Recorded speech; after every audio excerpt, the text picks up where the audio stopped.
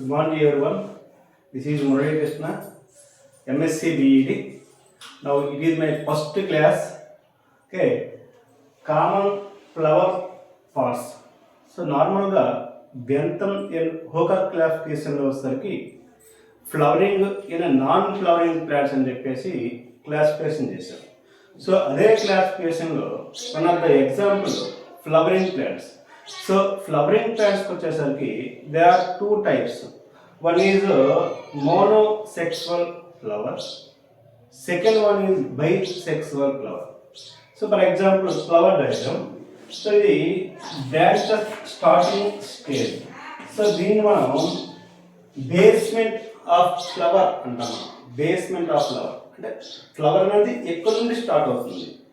So node points ఎక్కడైతే ఉంటాయో కామన్గా అట్లాంటి నోడ్ పాయింట్ దగ్గర బ్రాంచెస్ రావడం కానీ, లేదా ఫ్లవర్స్ అనేవి రావడం కానీ, టెండిల్స్ అనేవి రావడం కానీ, లేదా థ్రోన్స్ అనేవి ఫార్మేషన్ జరగడం కానీ, సో అట్లాంటివి చాలా వరకు జరుగుతూ ఉంటాయి.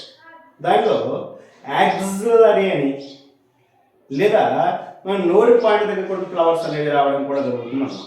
సో దీన్ని మనం బేస్మెంట్ అని చెప్పేసి అంటాము. సో ఈ బేస్మెంట్ దగ్గర స్మాల్గా ఉండే లీవ్స్ ఉంటాయండి. దీన్ని మనం బ్రాక్ట్ అంటారు. సో ఈ బ్రాక్ట్ అట్లా ఉండి దాని నుండి పైకి వచ్చే ఈ పార్ట్ని మనం పిటియోల్. సో ఇది ఫ్లవర్ పార్ట్ కాబట్టి దాన్ని మనం ఫ్లవర్ పిటియోల్ అని చెప్పేసి పిలుస్తాం. అలా కాకుండా లీఫ్ అయింది అనుకోండి, సో లీఫ్ పిటియోల్ అని చెప్పేసి దాన్ని పిలుస్తూ ఉంటాం. సో ఇది ఫ్లవర్ పిటియోల్. సో ఈ ఫ్లవర్ పిటియోల్ కింద ఇదంతా కూడా గ్రీనిష్లో మనకు కనిపిస్తూ ఉంటుంది. సో గ్రీనిష్లో కనిపించే దాన్ని మనం సెపల్స్ అని చెప్పేసి అంటూ ఉంటాం. సో సెపల్స్ అంటే ఆకర్షక పత్రాలు అని అర్థం. సో సెపల్స్ యొక్క బెనిఫిట్స్ ఏంటంటే స్టార్టింగ్ స్టేజ్లోకి వచ్చేసరికి బడ్ ఫార్మేషన్ జరుగుతూ ఉంటుంది. అట్లా బడ్ ఎప్పుడైతే ఫార్మేషన్ జరుగుతూ ఉంటుందో ఆ టైంలో లోపల ఉండే సెక్సువల్ ఆర్గాన్స్ కానీ, తర్వాత వచ్చేసరికి ఇంటర్నల్గా ఉండే వావరీస్ అట్లాంటివి కానీ అన్నిటిని కూడా ఏం చేస్తుంది, ప్రొడక్ట్ చేస్తూ ఉంటుంది. సో ఎప్పుడైతే ప్రొడక్ట్ చేస్తూ ఉంటుందో after some time, some days తర్వాత వచ్చేసరికి సో దాని నుండి ఫ్లవర్ అనేది స్టార్ట్ అవుతుంటుంది. సో క్లియర్గా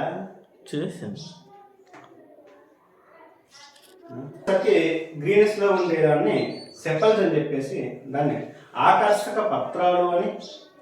లోపల డిఫరెంట్ టైప్స్ ఆఫ్ కలర్స్ లో ఎల్లోయిష్ లో కానీ, గ్రీనిష్ లో కానీ, రెడ్డిష్ లో కానీ, వైటిష్ లో కానీ కనిపించే వాటిని మనం పెటల్స్ అని చెప్పేసి, వీటిని ఆకర్షక పత్రాలు అంటే ఇన్సెక్ట్ని కానీ, సో స్మాల్గా ఉండే యానిమల్స్ని కానీ అట్రాక్ట్ చేసే వాటిని మనం ఏమంటామంటే పెటల్స్ అని చెప్పేసి అంటూ ఉంటాం.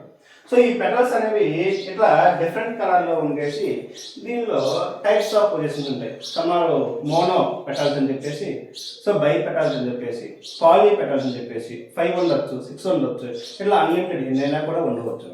సో ఇట్లా పెటల్స్ అనేవి అన్కౌంటబుల్ కనిపిస్తూ ఉంటాయి. సో 1 to అన్కౌంటబుల్ అని చెప్పేసి అంటూ ఉంటాం. సో దీనిలో పార్ట్ అనేవి ఇవి వీటిని మనము ఏ కండిషన్లో ఉంటాయంటే సేమ్ ఫ్లవర్కి ఏ ఫ్లవర్ తీసుకున్నా సరే కామన్గా కనిపించేవి సెపల్స్ అండ్ పెటల్స్ వస్తుంది. సో ఈ సెపల్స్ పెటల్స్ ఉన్నాయి కాబట్టి దాన్ని సెక్సువల్ ఆర్గాన్స్ అని చెప్పేసి మనం పిలవకూడదండి. అలా కాకుండా సెక్సువల్ ఆర్గాన్స్ ఏమున్నాయంటే లోపల ఫీమేల్ సెక్సువల్ ఆర్గాన్స్ అనేవి స్టిగ్మా, స్టైల్ అండ్ వావరీ అని చెప్పేసి ఉన్నాయి. సో స్టిగ్మా, స్టైల్, వావరీ కానీ ఉన్నట్లయితే దీన్ని మనం ఫీమేల్ ఫ్లవర్ అని చెప్పేసి అంటూ ఉంటాం. సో ఈ స్టిగ్మా, స్టైల్, వావర్ని వీరన్నింటినీ కలిపి ఏమన్నా పిలుస్తామంటే పిస్టల్ అని పిలుస్తూ ఉంటాం. పిస్టల్. సో ఈ పిస్టల్ అనేది ఈ 3 పార్ట్ని కలిపి, అంటే which is sexual organ in female parts అన్నాం అనుకోండి, సో దీన్ని పిస్టల్ అని చెప్పేసి నార్మల్గా పిలుస్తూ ఉంటాం. అలా కాకుండా మేల్ రీప్రొడక్టివ్ ఆర్గన్ అంటే యాంథర్ అండ్ ఫిలమెంట్. సో దీన్ని మనం స్టామెన్ అని పిలుస్తూ ఉంటాం. స్టామెన్. సో స్టామెన్ అంటే మేల్ రీప్రొడక్టివ్ ఆర్గాన్ అని చెప్పేసి మనం అంటూ ఉంటాం. సో దీన్ని ఎక్కడ ఎక్కువ యూజ్ చేస్తామంటే ఫ్లోరల్ ఫార్ములాలు యూజ్ చేస్తూ ఉంటాం. అంటే ఫర్ ఎగ్జాంపుల్గా గైనోసియం 2 అని చెప్పేసి కానీ, సో ఆండ్రోసియం 5 అని చెప్పేసి కానీ. సో గైనోసియంలో ఉండే ఛాంబర్స్ అనేవి 2 ఛాంబర్స్. సో ఆండ్రోసిన్లో ఉండే ఛాంబర్స్ అనేవి 5 ఛాంబర్స్. సో 5 కనిపిస్తూ ఉంటాయి ఆండ్రోసిన్. అంటే స్టామెన్స్ అనేవి టోటల్గా 5 కనిపిస్తూ ఉంటాయి. సో దాని పరంగా మనం కౌంట్ చేస్తూ ఉంటాం. అది బెంతమైన ఒక క్లాసిఫికేషన్లో ఒక క్లాసిఫికేషన్గా చెప్తూ మాట్లాడుతూ ఉంటాం. సో ఎట్లానే చేస్తున్నట్లయితే వీటిని మనము పిస్టల్ అని చెప్పేసి, దాన్ని మనం ఫీమేల్ రీప్రొడక్టివ్ అని చెప్పేసి, సో యాంథర్ అండ్ ఫిలమెంట్ వచ్చేసరికి మేల్ రీప్రొడక్టివ్ ఆర్గాన్ అని చెప్పేసి అంటూ ఉన్నాం. సో ఈ రెండు కూడా సేమ్ ఫ్లవర్లో ఒకే ఫ్లవర్లో ఉన్నట్లయితే దాన్ని మనము బైసెక్సువల్ ఫ్లవర్ అని చెప్పేసి అంటూ ఉంటాం. బైసెక్సువల్, బై అంటే గ్రీక్ వర్డ్లో 2 అని చెప్పేసి కాబట్టి, సో ఇక్కడ మేల్ అండ్ ఫీమేల్ 2 ఆర్గాన్స్ కూడా ఉన్నాయి కాబట్టి దాన్ని మనం బైసెక్సువల్ ఫ్లవర్ అని చెప్పేసి అంటాం. అట్లా కాకుండా కుకుర్బిటేసి ఫ్యామిలీ అంటే గుమ్మడి, పంకిన్ కానీ, ఆనప, సొరకాయ అట్లాంటి వాటిలో వచ్చేసరికి అవి మోస్ట్లీ మోనోసెక్సువల్ ఫ్లవర్స్ అన్నీ కూడా. అంటే నోడ్ పాయింట్ దగ్గర ఏమవుతుందంటే కొన్ని ఫీమేల్ ఫ్లవర్స్ ఉండడం, కొన్ని మేల్ ఫ్లవర్స్ ఉండడం జరుగుతూ ఉంటుంది. సో ఈ ఫీమేల్ ఫ్లవర్స్ ఉంటే అది దాని నుండి వచ్చేది ఫ్రూట్. సో మేల్ ఫ్లవర్స్ ఏమవుతాయంటే ఆటోమేటిక్గా సమ్ డేస్ తర్వాత వస్తుంది అవి అంటే డీజనరేట్ అయిపోతాయి, కోల్పోతాయి. సో దాని నుండి ఫాలో అయిపోతుంది, ప్లాంట్ నుండి పడిపోతూ ఉంటాయి. అంటే ఎప్పుడైతే ఫెర్టిలైజేషన్ జరుగుతుందో ఆఫ్టర్ జరిగినాక వచ్చేసరికి దాన్ని మనం పోస్ట్ ఫెర్టిలైజేషన్ అంటాం. సో జరిగినాక ఏమవుతుంది, మేల్లో ఉండే స్పోర్స్ అన్నీ కూడా, అది మేల్ ఆర్గన్స్ అన్నీ కూడా ఊడిపోవడం జరుగుతుంది. సో దాంట్లో కుర్బిడేసిల్లో ఉండేది మోనోసెక్సువల్ ఫ్లవర్స్ ఫ్యామిలీకి వస్తుంది. సో నార్మల్గా మనకు కనిపించేవి రోజా కానీ లేదా మందార కానీ అట్లాంటి కామన్గా కనిపించే వచ్చేసరికి దాన్ని మనం బైసెక్సువల్ ఫ్లవర్ మనకు కనిపించే చాలా వరకు కూడా బైసెక్సువల్ ఫ్లవర్సే ఉంటాయి. అయితే మనకి చాలా డౌట్ రావచ్చు, అంటే ప్లాంట్ ఎప్పుడు కూడా గ్రీన్ కలర్లో ఉంటుంది కానీ అట్లాంటప్పుడు సో ఫ్లవర్స్ కూడా నార్మల్గా గ్రీన్ కలర్లో ఉండొచ్చు కదా అని చెప్పేసి.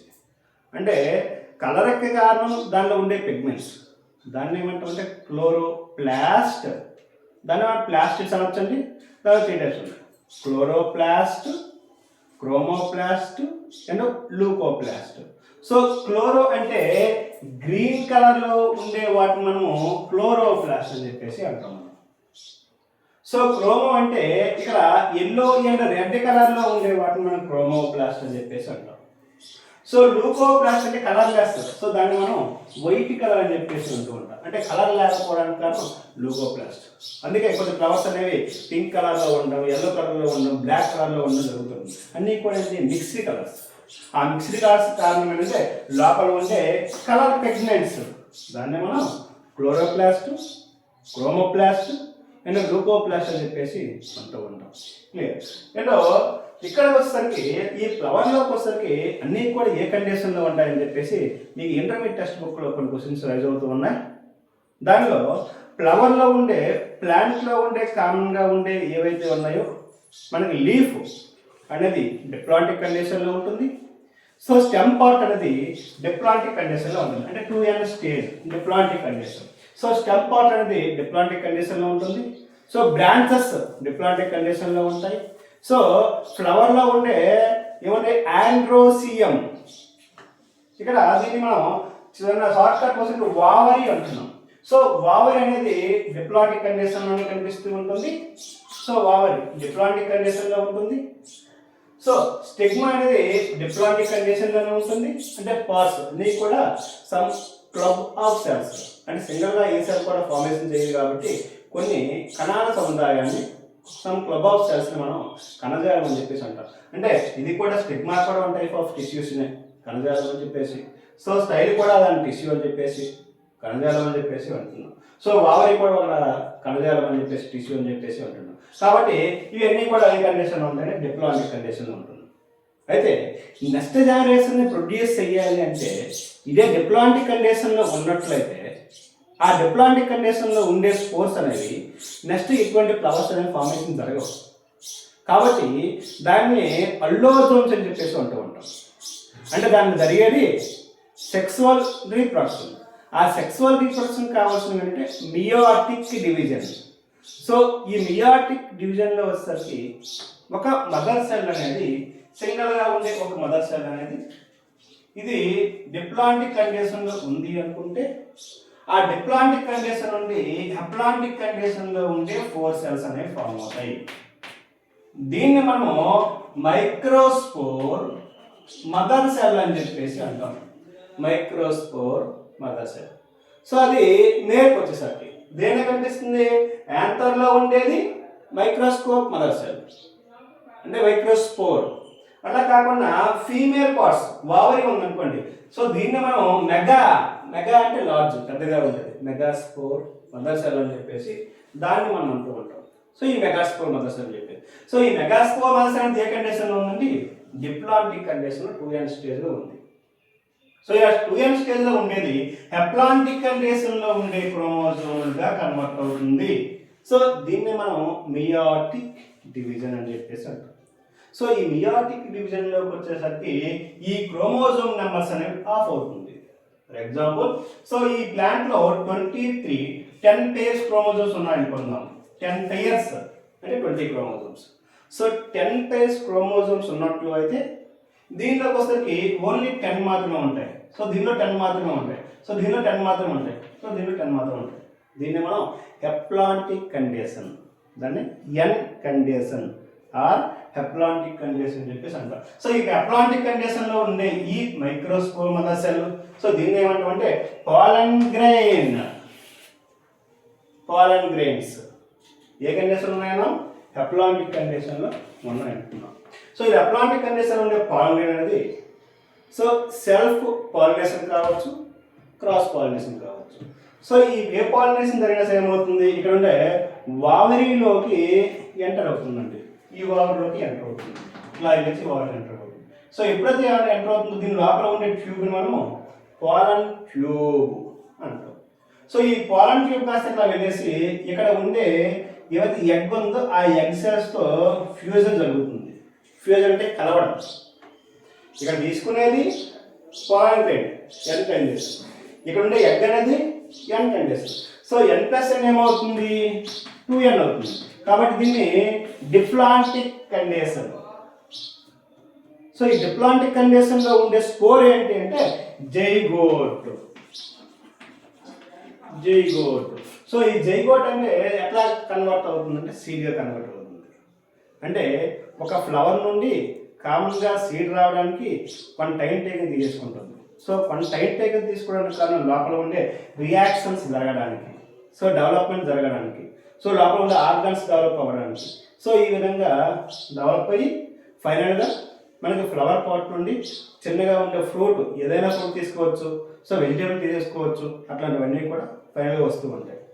సో ఈ విధంగా వచ్చే ప్రొసీజరే నార్మల్గా వస్తుంది. దీన్ని డెవలప్మెంట్ ఆఫ్ ఫ్లవర్ అని చెప్పేసి అన్నాం స్ట్రక్చర్ని. సో ఇది నార్మల్గా ఉండే క్యారెక్టర్స్. కానీ ఇంటర్నల్గా ఉండే క్యారెక్టర్స్ అనేవి first of all formation of flower, second so లోపల ఏమవుతుందంటే ఫ్యూజన్ జరుగుతుంది. ఆ ఫ్యూజన్ జరిగి జైగోట్ ఫార్మేషన్ జరుగుతుంది. సో జైగోట్ జరిగినాక అది పిఈఎన్ ప్రైమరీ ఎండో న్యూక్లియస్తో డెవలప్మెంట్ జరిగి అట్లా డెవలప్ అవుతూ చివరికి ఫైనల్గా ఏం చేస్తుందంటే దాని నుండి ఒక సీడ్ అనేది ఫార్మేషన్ జరుగుతుంది. ఆ సీడ్ ఎప్పుడైతే బయటకు వస్తుందో ఆ సీడ్ మరలా మనం సాయిల్లో వేస్తే దాని నుండి సేమ్ ప్లాంట్ వస్తుంది. ఆ సేమ్ ప్లాంట్ రావడానికి కారణం జెనెటిక్స్, తర్వాత డిస్కస్ చేస్తుందని. సో ఈ విధంగా ఫ్లవర్ యొక్క స్ట్రక్చర్ ఉంటుంది, దానిలో ఆర్గాన్స్ కూడా వర్క్ అవుతూ ఉంటాయి. Okay, thank you for giving opportunity.